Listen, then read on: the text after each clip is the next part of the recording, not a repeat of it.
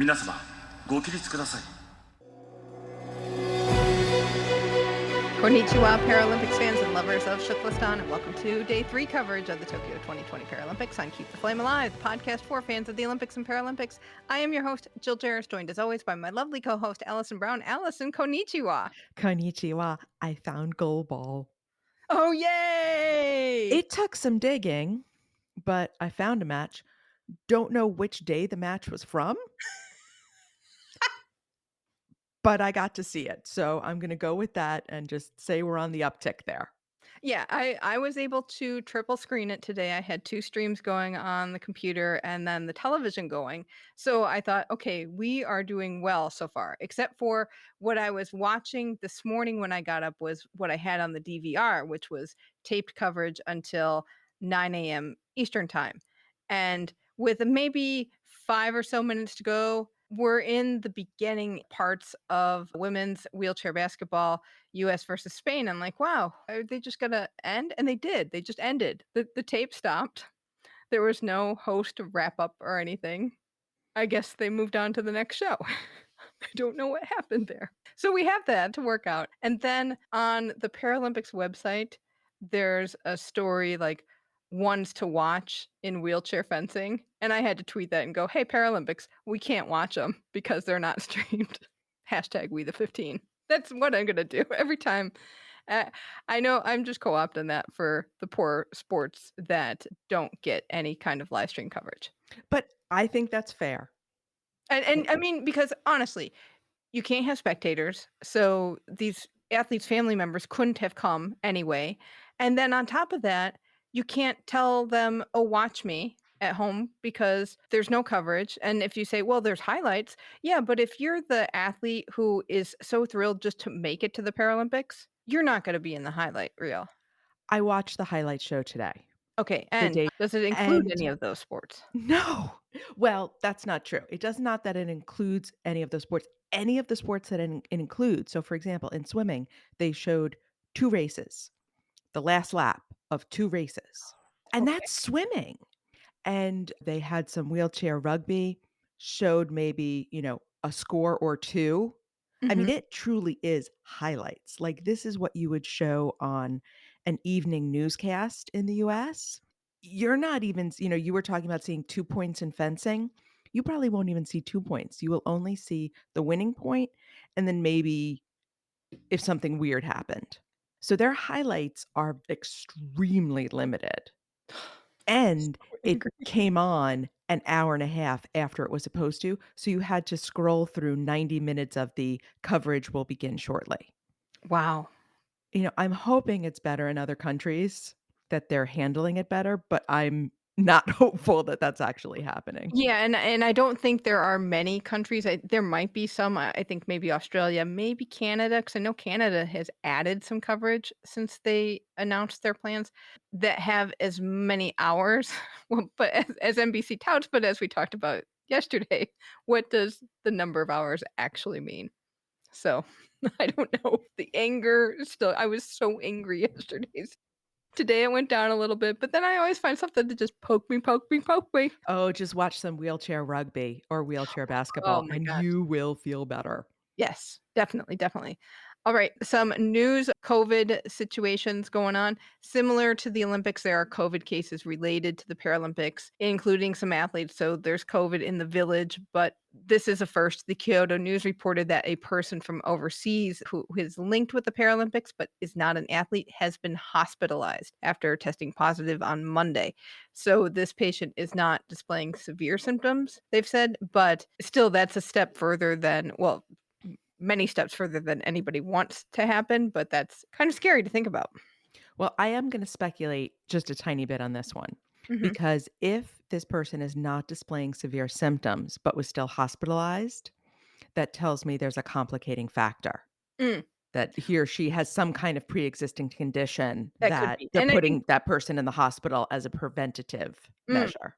right, and I think that's the real worry with so many of the Paralympic athletes is that there are so many pre-existing conditions that could just be exasperated by this. So hopefully we can keep this contained for just another week or so. All right, moving on to what officiating or volunteer job do we want? Allison, what would you like to do? I don't think I've ever laid claim to the medal assistance. Oh, I don't okay. think I've ever said I think it was just sort of assumed that we all knew I would wanna be a medal assistant, but I'm gonna claim that officially. I want my blue outfit. I want to guide the people to the medal stands, and with the para athletes, it's even kind of more fun because if they're visually impaired, you physically helping them to the medal stand, so that makes it an even more visceral experience. Mhm. So, I want my blue outfit. I wanna make sure they get the right color Sommeati flowers, help them off the stand, escort them out. I want the whole job. Excellent, excellent. I have many jobs lining up. I see. But today, I think we'll go to goalball. And there's a handful of things I would like to do in goalball.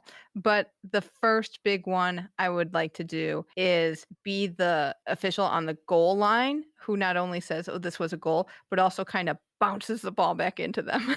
And I like how they just kind of chunk it down. And it doesn't have as much bounce as you said yesterday that you would like, so it's got sort of a thunk.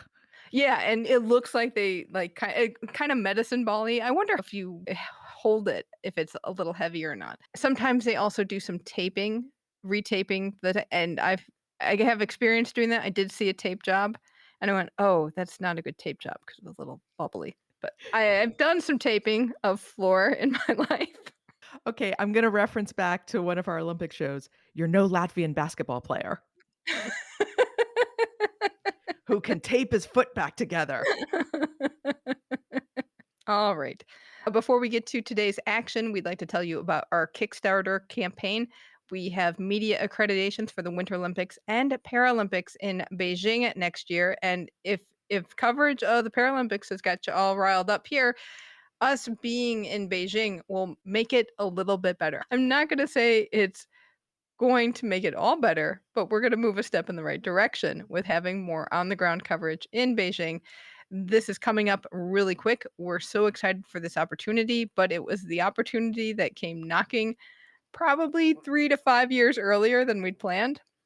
So we operate on a shoestring budget anyway, and our shoestrings are not as long as they need to be to get all the way to Beijing. So we have a Kickstarter campaign to help fund this project, and we need your support to get there.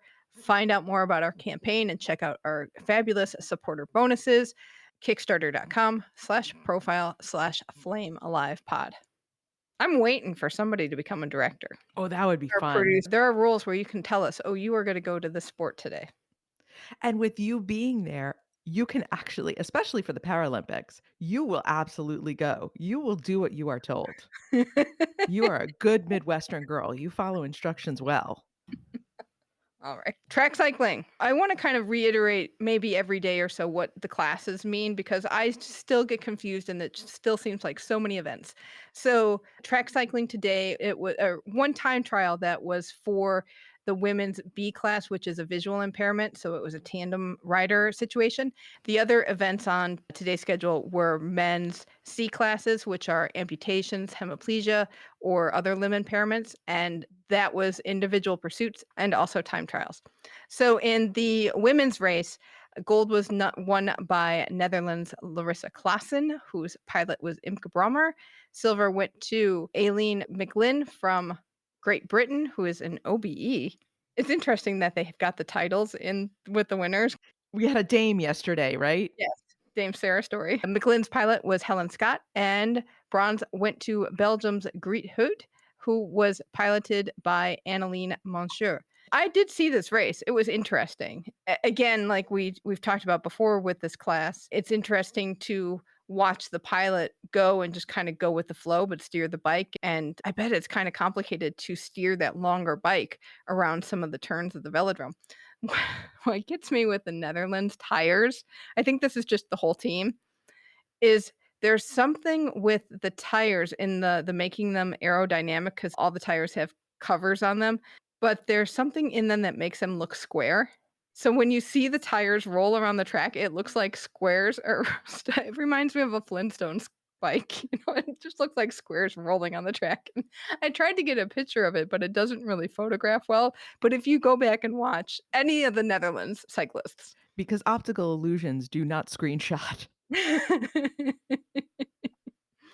in the men's C4 to 5 class, 1,000-meter time trials, gold went to Spain's Alfonso Cabello Llamas, silver went to Great Britain's Dodi Kundi, and bronze went to Slovakia's Josef Metelka.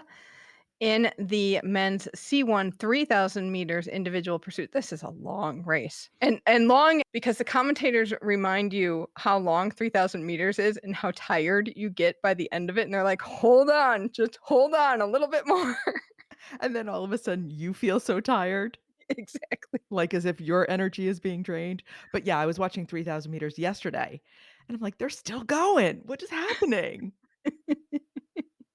Well, in the C1 class, gold went to RPC's Mikhail Ostashov, silver went to Canada's Tristan Chernov, and bronze went to China's Li Zhangyu.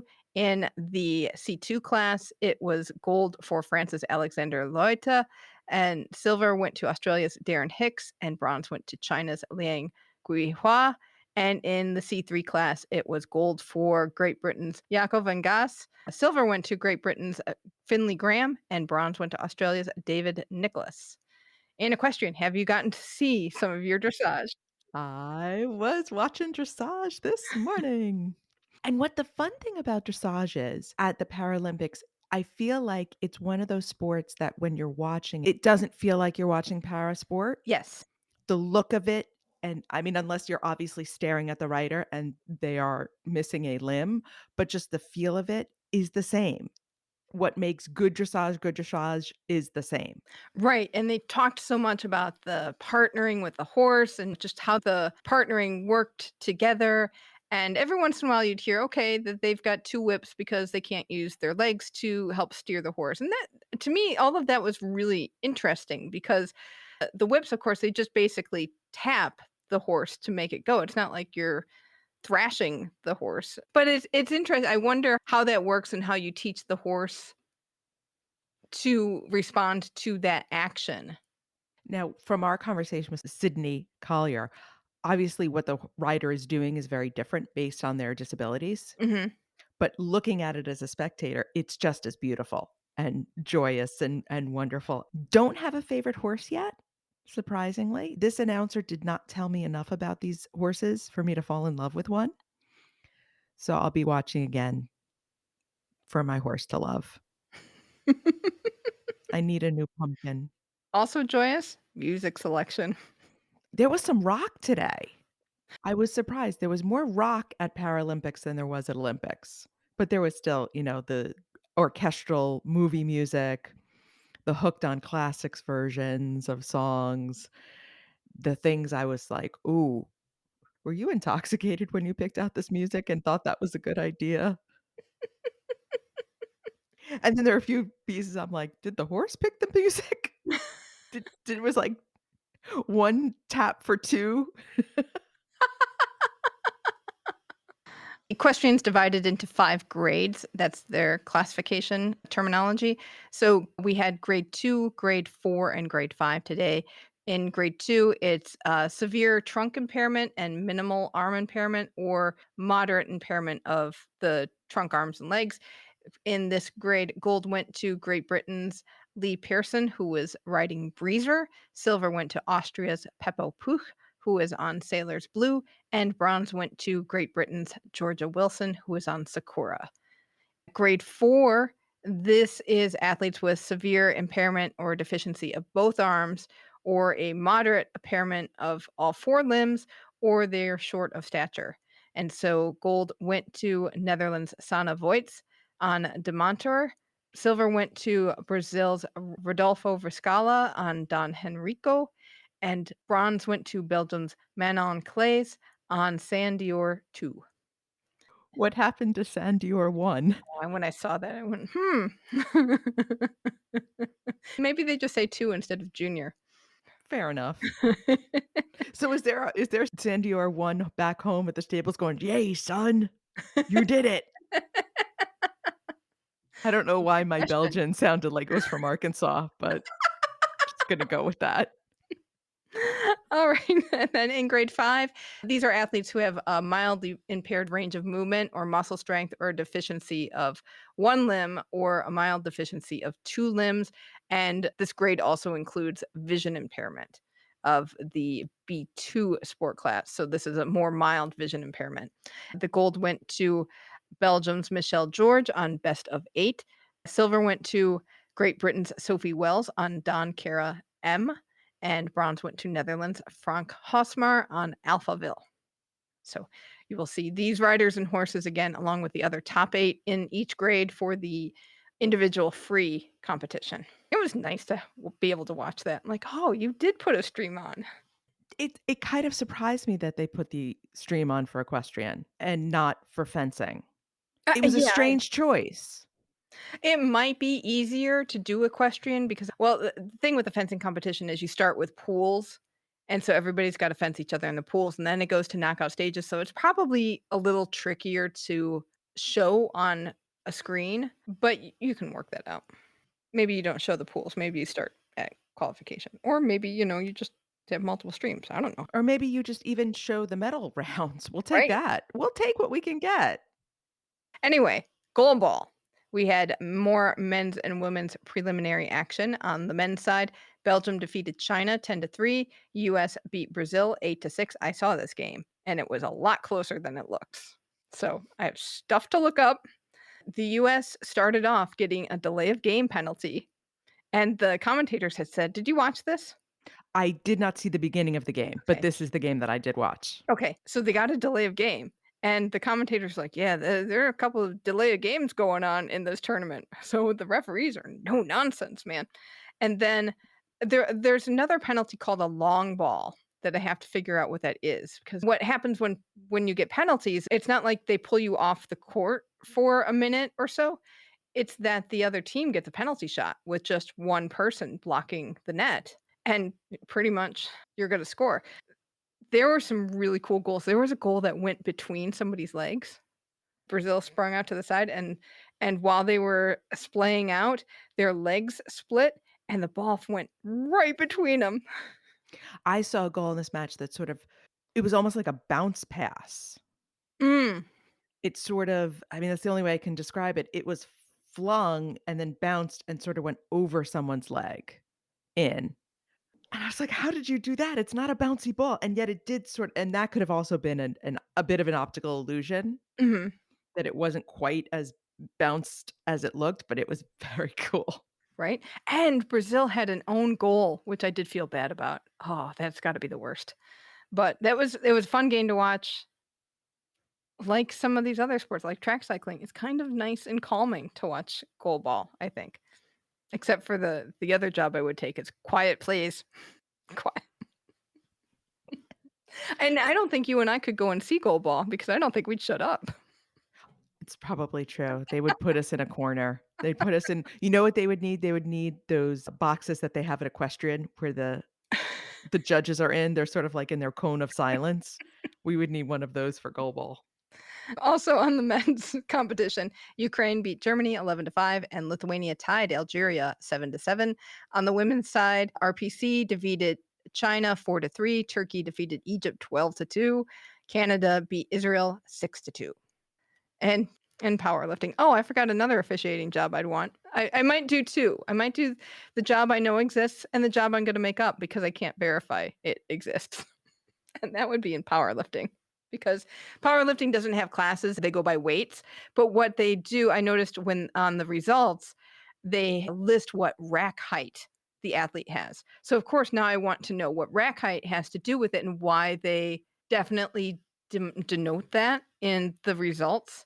And I want to know because some of these people lifted the same thing, and my guess would be is that someone got the higher result because they got to the higher weight first, or did it in 2 lifts instead of 3? I don't know. Or were magically the first person in the starting order and got it first. Or I wonder if rack height has a point value. Oh, that's a good question. So the idea is if your rack height is either higher or lower, the standard is different?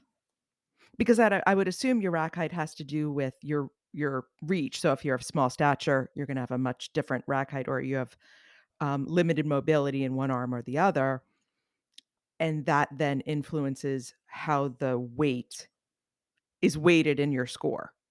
That's interesting because I did notice in track cycling that there were, I wanna say adapted times, but that's not the right terminology, but they had depending on what class you were in or your impairment, you got a different time than what the clock said because they accounted for the level of disability.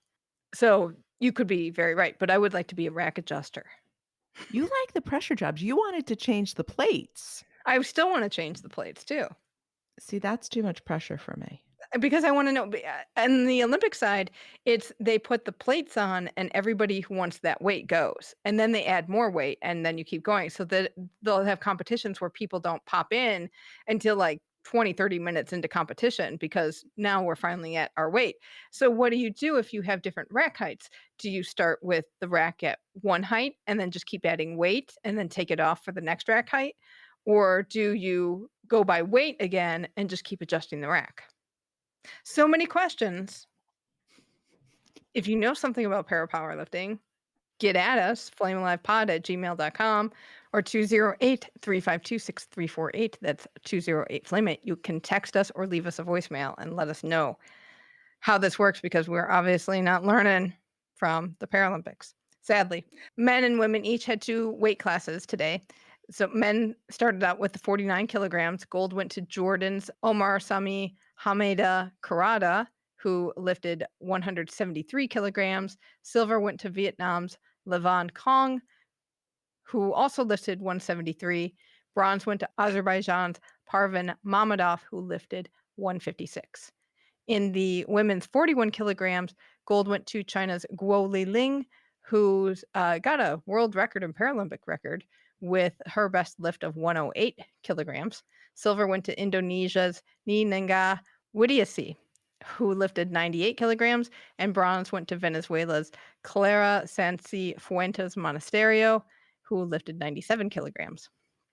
In the women's 45 kilograms, gold went to Nigeria's Latifa Tijani, who lifted 107 kilograms. Silver went to China's Hui Zhe, who lifted 102.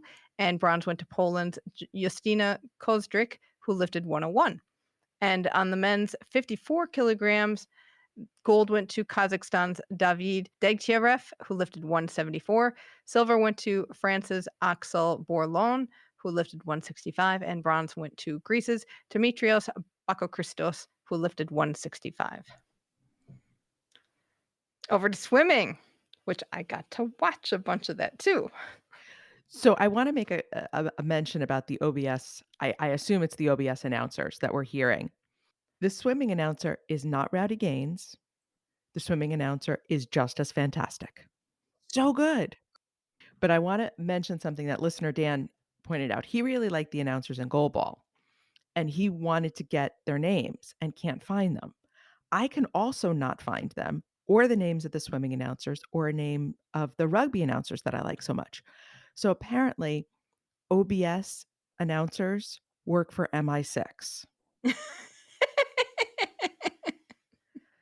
Yeah, they never tell who they are. They don't give their names, they don't put them on the screen. You cannot find it on OBS. So, unlike NBC that touts their announcers endlessly, OBS announcers sort of fade into the background to the point where I want to know who they are and can't find them. So this is now I my quest. I know because I noticed I enjoyed the equestrian announcers today as well, and I know they were different from the ones at the Olympics. Yes, the voice was different. Yes, but still very elegant. That very elegant British bordering on Dame Judi Dench set of actresses. And I'd love to know, like, how are they connected? How did or are they just a sports commentator or a commentator in other things, and they just picked up this gig? So this is now my search. I'm gonna find out who these people are. Okie doke. Well, good luck. All right. So with swimming, our classes are S and SB1. SB is for breaststroke, but the S is for just a stroke. 1 to 10 is for physical impairments. 11 through 13 is for vision impairments. And then the larger the number, the more functional ability the athlete has. Class S14 or SB14 is for athletes with intellectual impairments. We had an individual medley today, so that's not really a sports class, but there's a really complicated calculation involved with how to index them because I think they look at all of your stroke classes and put something together. So today was a 200 individual medley. Later in the competition, there's going to be a 3-discipline 150-meter individual medley, so I am looking forward to seeing how that works.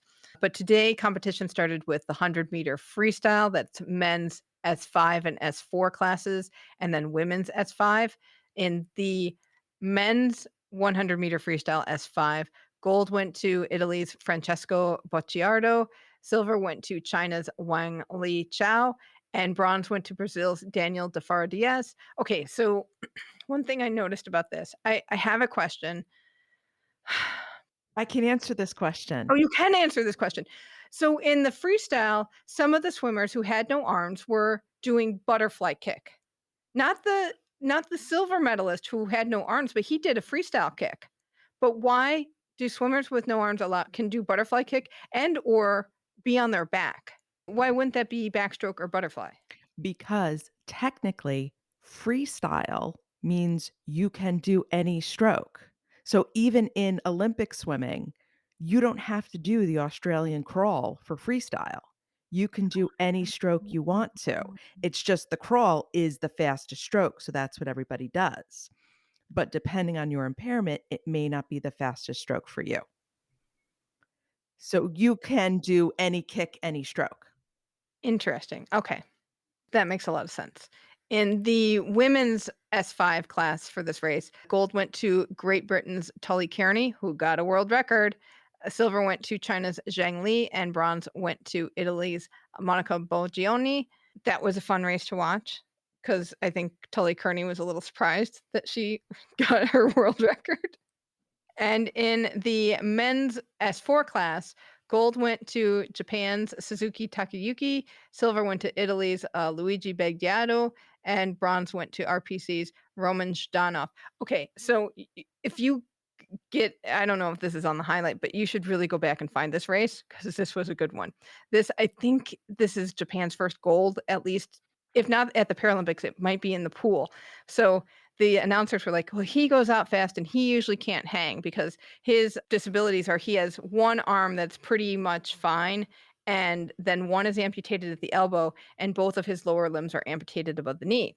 And then they were comparing him with Beggiato, who's got 2 arms, 2 full arms, but no use of his legs. It's interesting to see how that compared in the pool because they said, "Oh, well, Suzuki, he usually goes out fast and he usually can't hang on." And you could see on the second length, Beggiato starting to catch up with him because this is where he's gonna kick in and shine. And Suzuki, you could almost see the light flash on going, "No, you are not doing this to me at home in my country," and he kicked it into another gear, and it was so much and just, like, put the commentators to shame almost. This is, when they scream, "My house. This is my house." Oh, it was a great race. Go back and watch that one. If you can find it. But there was a stream. I got it on a stream after it was over. We So gotta it's get over this because this is gonna get annoying really fast. Oh, do you want me to get me started on the Nike commercial? No, no, No. no. You don't No. want that. No. So, we'll just go with this for our Mike and Maya show. What's up with your feed today? We moved on to the 200 individual medley. This was the men's and the women's SM6 classes. On the men's side, gold went to Colombia's Nelson Crispin Corzo, who got a world record. The world records are dropping like flies in this pool. It is amazing.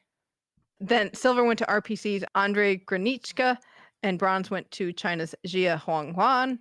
On the women's side, gold went to Great Britain's Maisie Summers Newton, silver went to Ukraine's Yelizaveta Mereshko, and bronze went to Germany's Verena Schott. That is another race to go back and watch. Did you see this one? I have not yet. Okay, Go back and find this one. This is also a great race because US's Elizabeth Marks was in this, and they kept talking about her being in the mix for the gold. It was really going to be like Marks versus Mareshko.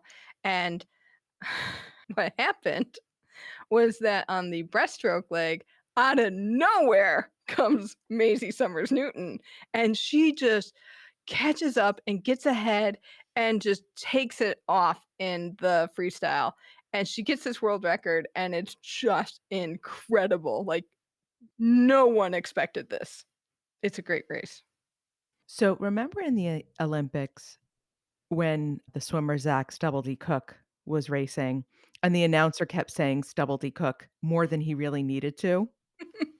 Well, this announcer loves saying Nelson Crispin Corzo in the same way because she would say the entire name every time she referenced that swimmer. So I'm hoping she does the same thing with Maisie Summers Newton. No, because they didn't know she was gonna come out of nowhere. I'm like, whoa, whoa, she's oh. And what I'm really, really hoping is she screws up and calls her Olivia Newton-John at least once. People are professionals. Doesn't mean they don't get physical sometimes. Oh, okay. Then we moved on to the men's and women's 400-meter freestyle, the S11 class. This is a vision impairment class. So if you're curious about how vision impairment races work, this is a fun one to watch too. Well, they won't have seen it because they're visually impaired.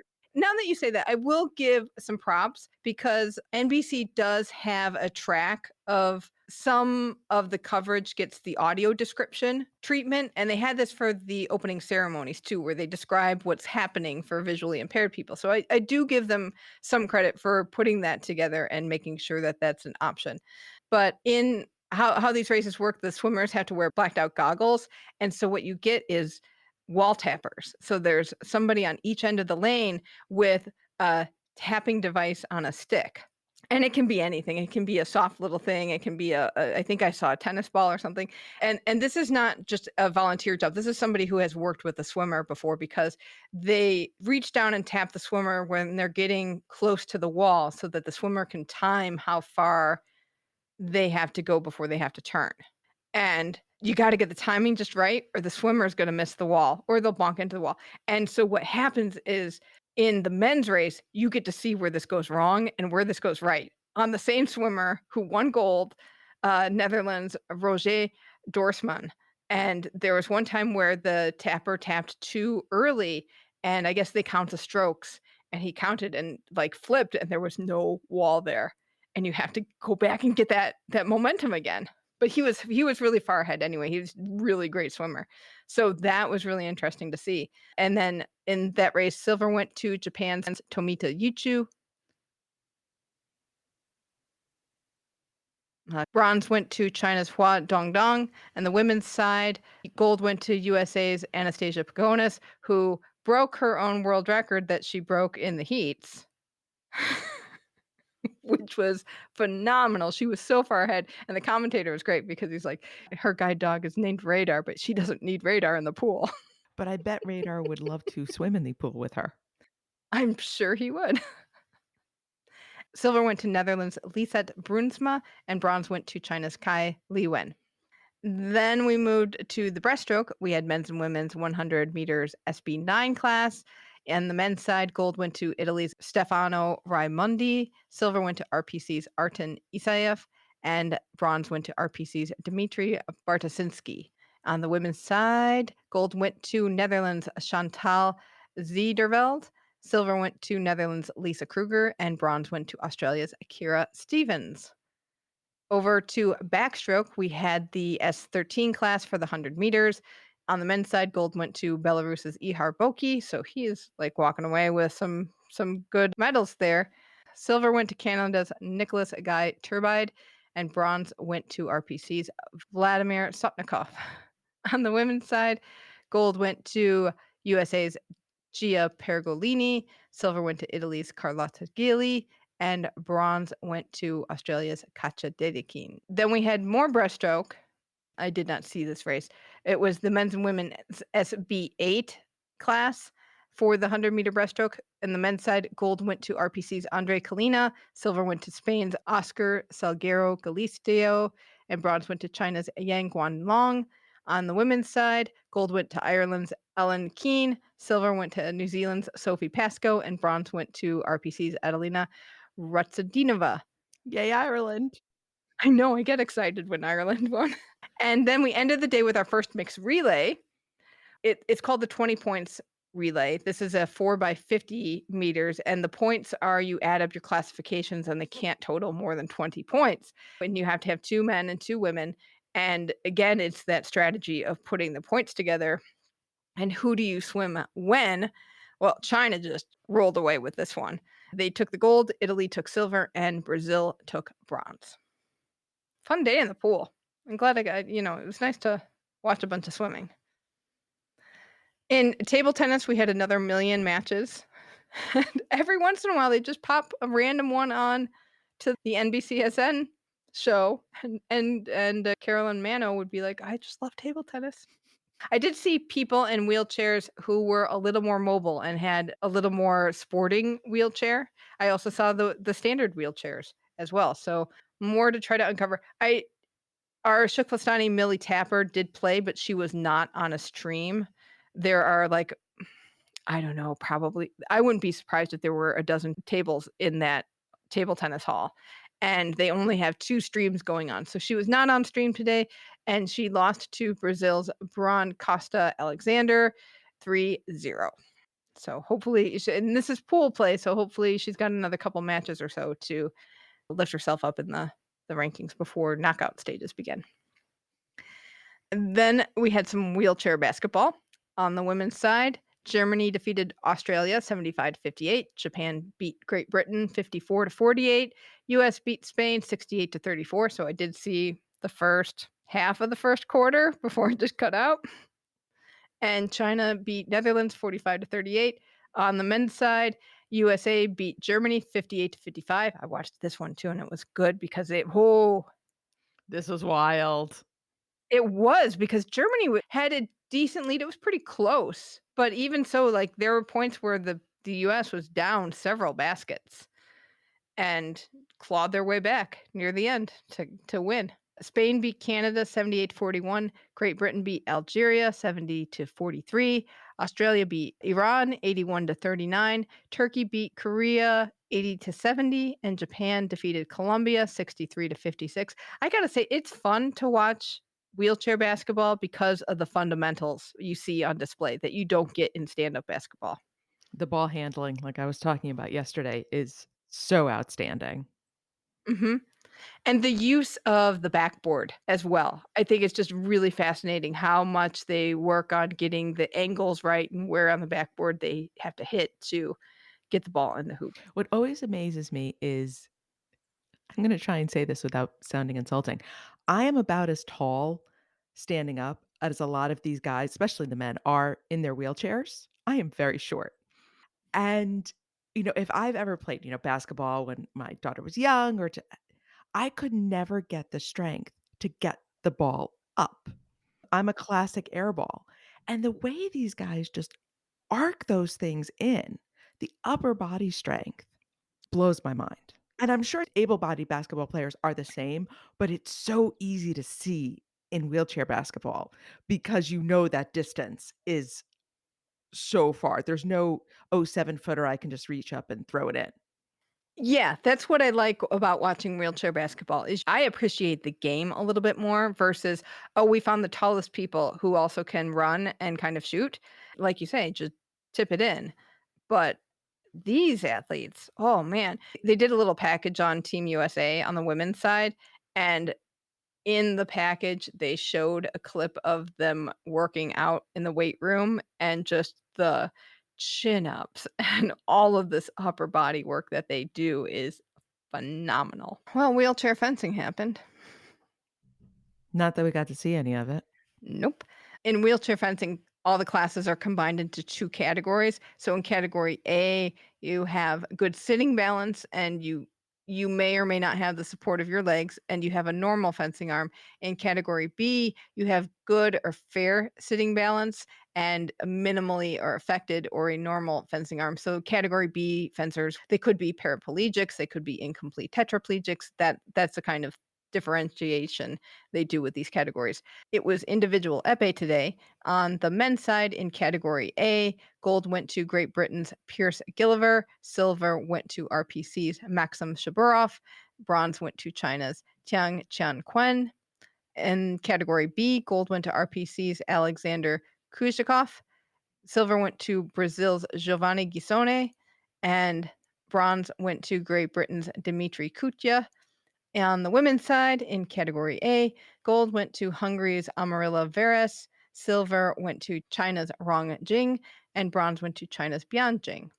In category B, gold went to China's Tan Shumei, silver went to RPC's Victoria Boyakova, and bronze went to Thailand's Jana Saisuni.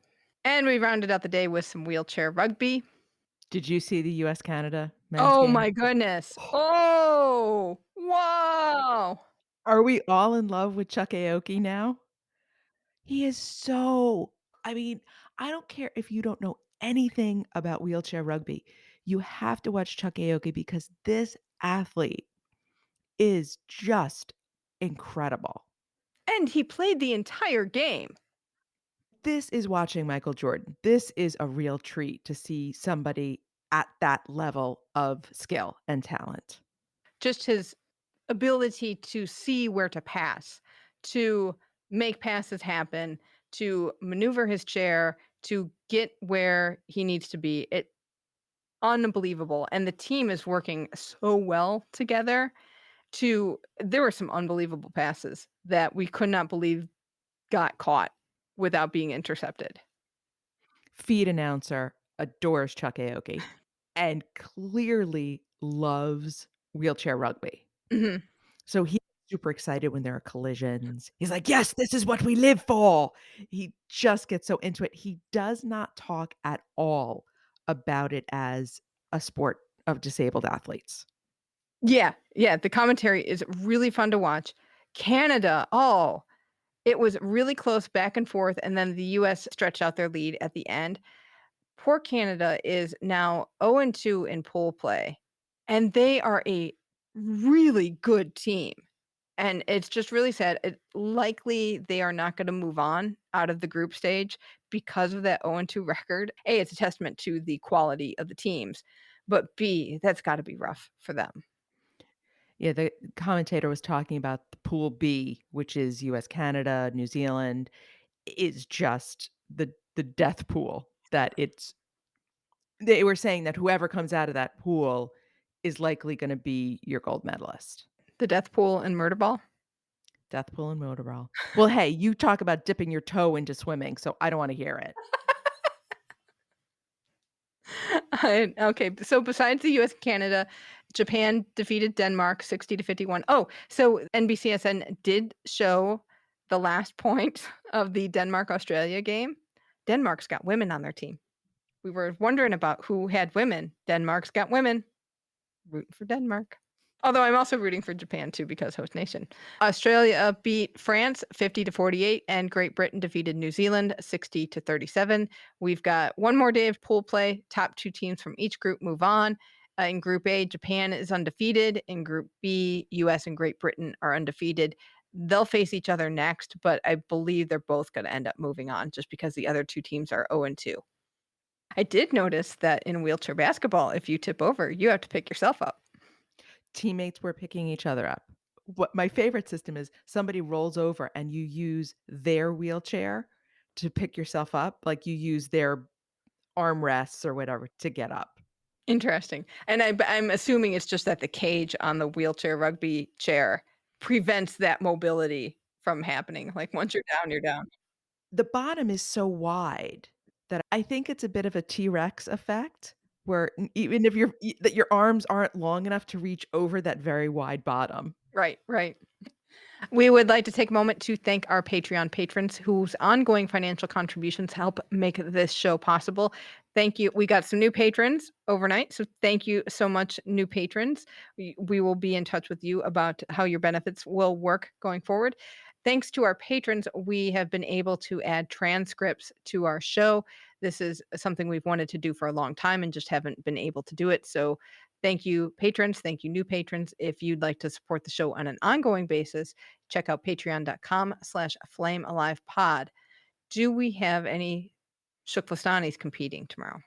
The table tennis pool play has not been updated as of yet. So if Millie Tapper has another match today, I will put it in the Facebook group and put it in the newsletter as well. Excellent. So that means it is time to say sayonara.